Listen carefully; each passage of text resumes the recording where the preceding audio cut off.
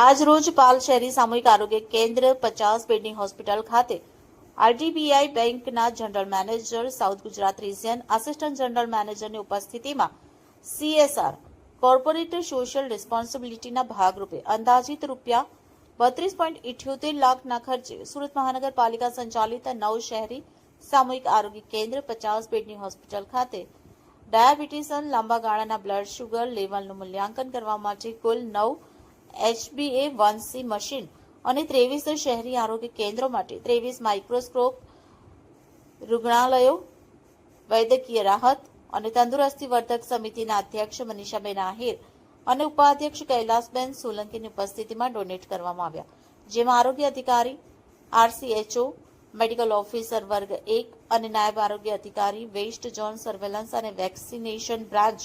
તેમજ અન્ય અધિકારી અને કર્મચારીગણ તેમજ આઈડીબીઆઈ બેંકના સ્ટાફ હાજર રહ્યા હતા।